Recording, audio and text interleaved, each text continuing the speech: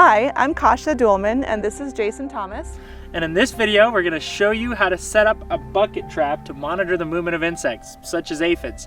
We'll also show you some tips and tricks about how to make this method work for you. This method can be used to give you more information than your typical inspection of plants. It's also particularly helpful to allow us to monitor the movement of insects into and out of crops. So this method is used by the Southern Idaho Aphid Monitoring Network. And one purpose of this network is to monitor aphids that can move a potato virus into seed potato fields.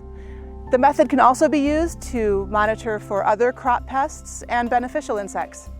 Anything we can use to track the movement of insects is important to us, thus helping us react to them more efficiently.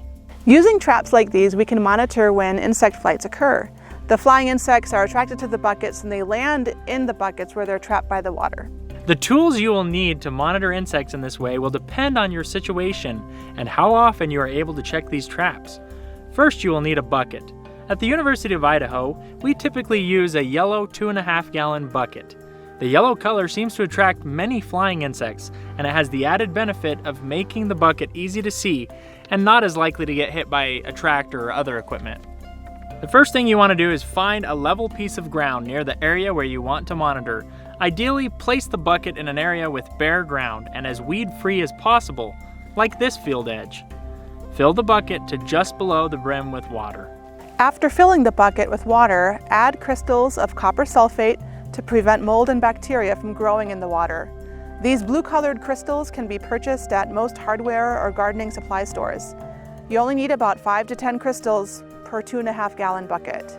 In addition to the copper sulfate crystals, it's helpful to add a single drop of liquid soap into the water to break the surface tension. This way, if an insect lands on the water, it will more likely sink than be able to crawl out of the bucket and fly away.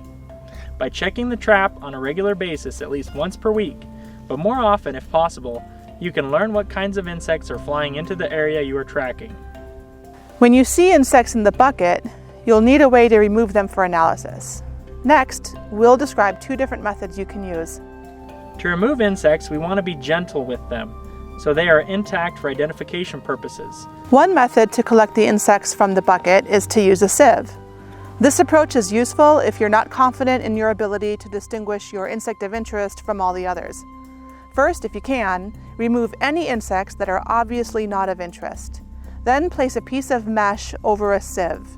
Rest the sieve over a clean bucket and gently and slowly drain the water from the first bucket into the second bucket, being careful to capture the insects over the mesh-covered sieve. Once all the insects are collected in the mesh, gently take the 4 corners of the mesh like this, and then loosely fold it closed. Place the mesh in an empty tube and get it to a professional within 24 hours to help you with identification. The downside of this sieve method is that it can sometimes damage delicate insects like aphids, making it hard to tell the different aphids apart. This second method requires a little bit more experience with insect identification. In this method, you're going to be removing the insects of interest with small sticks like these.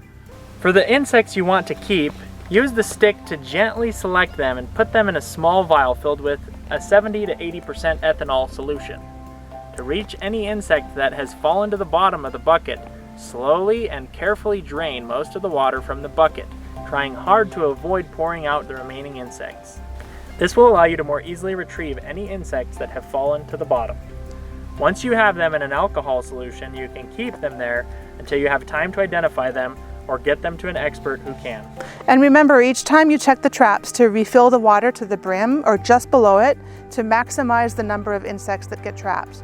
And add a drop of soap and the copper sulfate crystals. If you are monitoring for aphids as part of the Southern Idaho Aphid Trapping Network, then you can send samples to the address here to get the number of aphids and aphid identification information. This information is collected and sent weekly to growers and ag professionals.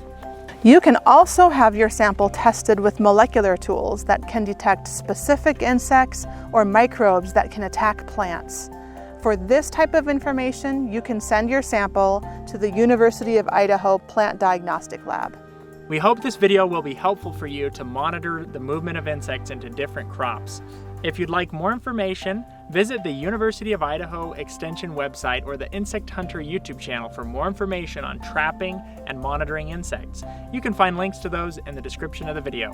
You can also leave us a question on our website or in the comments, and we'll respond to you as fast as we can. Thanks for watching.